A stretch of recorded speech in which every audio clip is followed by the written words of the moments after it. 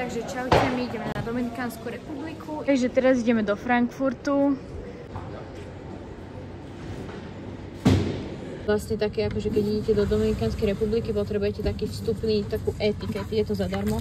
Ak to budete robiť na tejto oficiálnej stránke, tak to máte úplne zadarmo. Stredné, ten kondor, to je náš.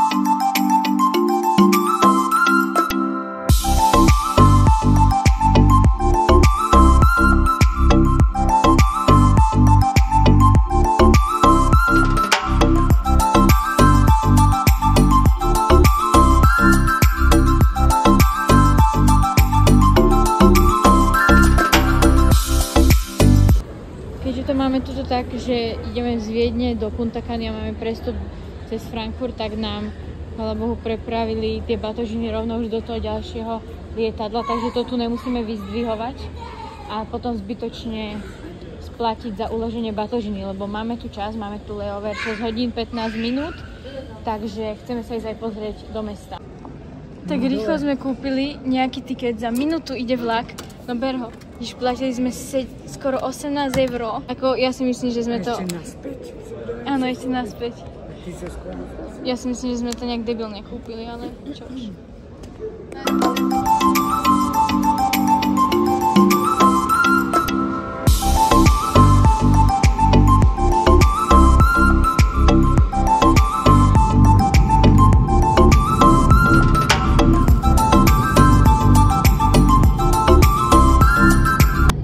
Tu môžete vidieť, že z letiska do centra, alebo teda aj opačne, ide S8 a S9.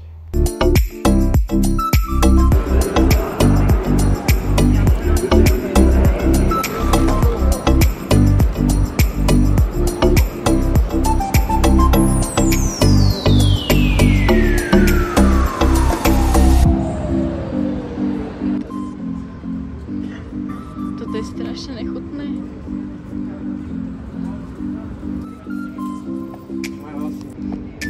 Toto je riadne nechutné. Fuj.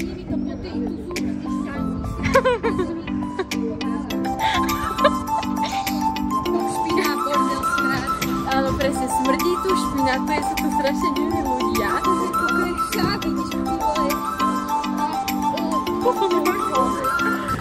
Toto je už asi tretí Kábul bazár. Hlavné mesto Afganistanu. No, zaujímavé.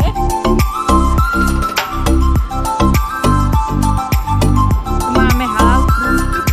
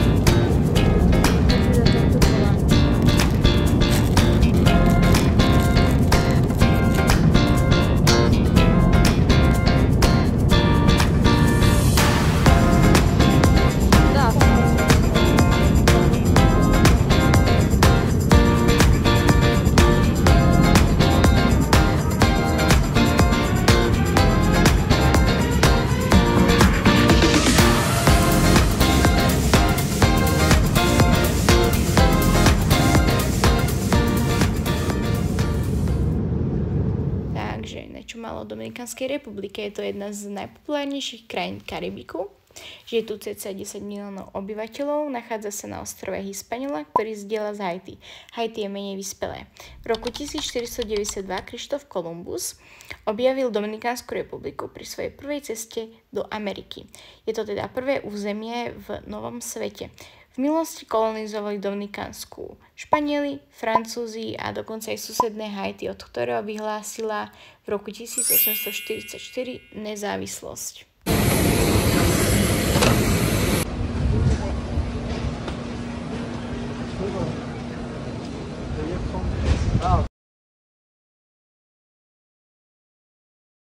No, tak my sme konečne dorazili. Už nám dali izbu. Dali nám zadarmo nejakú proste upgradenutú veľkú izbu. Zadarmo, nechápem. Proste jedna žena nám povedala, že budeme za to platiť, tak hovorím, že takto nechceme. A potom jeden, že ja vám dám upgrade zadarmo. No, tak asi čakala, že mu niečo dáme, veľké doláre. Zatiaľ sme nič nedali. Zaujímavé. To je jaké gigantické. Však áno. Však hej.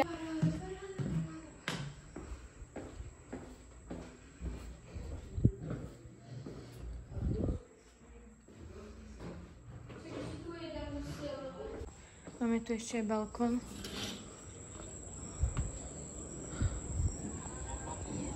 Že to vám asi ukážem v inom videu. Úplne tak dopodrobna ten hotel. Toto bude skôr taký vlog. Ježiš, tuto. Teraz ideme rýchlo na večeru, lebo do 10:00 je. Toto je vysmažaný ananás, ten není moc dobrý. Toto je banán vysmažaný, to už som mala raz. Tak ani to nie je dobré.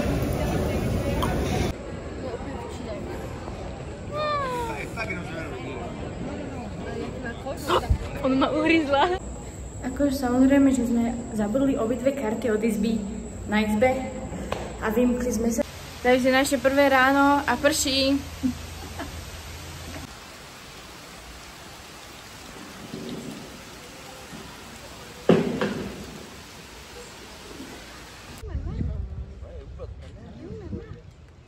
Tak, my už sme stretli aj Slovákov, akurát presne z nášho mesta. Takže pláž vyzerá takto. Tak čo už? Oni to tu ináč ráno bagrovali. Ja som počúvala v podcaste o tom, že tu je dosť problém s týmito chaluhami. Ale že sa to snažia zberať, no. Tak ale toho tu asi až moc na to, aby to všetko vyzberať, no. My sme išli na Dominikánsku, pretože moja mama furt taká, ja chcem, aby bola voda aspoň 28 stupňová. Toto som si není istá, či má 28 stupňov, ale je to úplne v pohode pre mňa. Pre mamu, neviem. Takže toto tak trocha dosť smrdí tu. Čo už?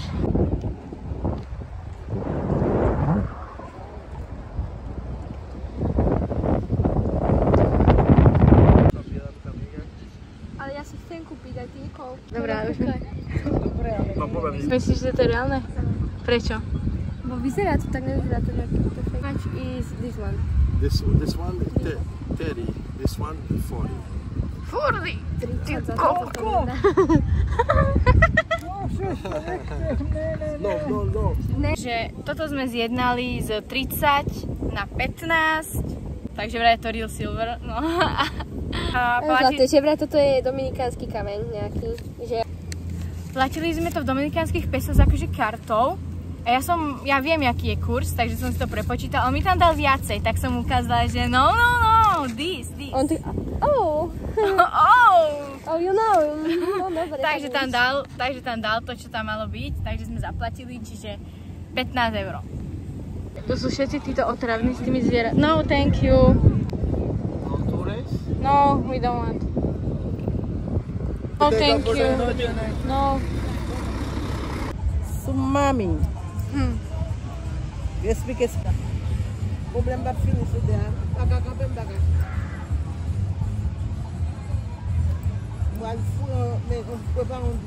No tak teraz sme mali ešte stretnutie s našim delegátom z toho Dare Tour. Donesol nám jeden adaptér a 2 SIM karty. No ten adaptér ja som omylom zobrala z domu zlý. Zle som si to proste pozrela, to je jedno. A som tomu nevenovala pozornosť, takže som musela kúpiť teda tento. A čo stalo to iba $2, zíde sa to. A tieto SIM karty každá $6. A to nám ani nepovedal, že koľko to máme dať, že to je proste na 5 dní. To nám bude stačiť, ale že zaujímalo by ma, koľko gigabajtov tam je, ale to nám nevedel povedať. Že vraj v hoteli je to drahšie.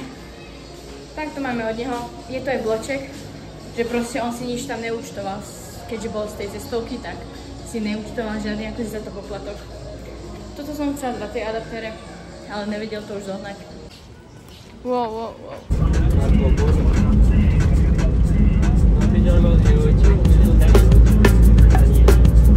Familia al fondo izquierda lo hay.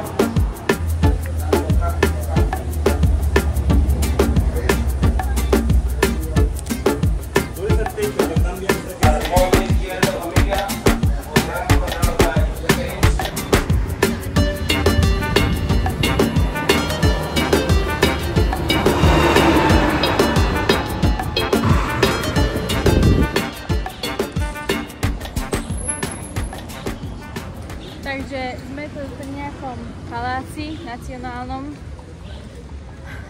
ale akože moc tomu sprievodcovi nerozumieme, lebo hovorí hovorí po španielsky a po anglicky hovorí strašne divne s takým španielským prízvukom a nerozumieme moc. To je jediní Európania, všetci sú tu z Južnej Ameriky.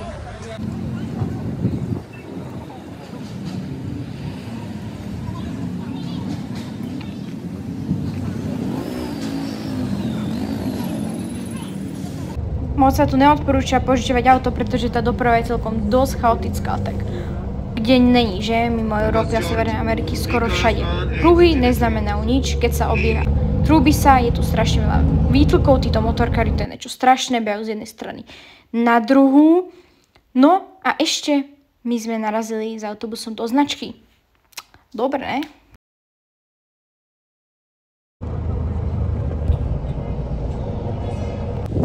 Teraz tu máme zastávku v meste, pojeme sa nájsť. Pri tomto logu Santo Domingo.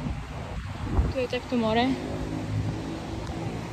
Je to úplne špinavé. Tu máme autobus.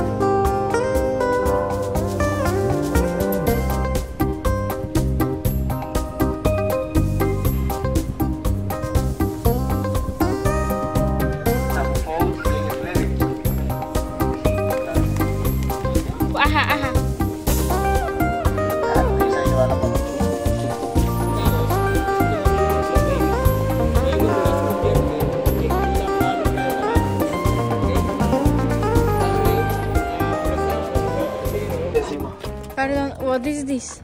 This is the Columbus Lighthouse. Oh, okay. The mausoleum of Christopher Columbus. Okay, yeah. Nejaký, že Columbus Lighthouse. Remember, there they have 158 lights. No tak počuli ste, čo to je? Go ahead. That's okay.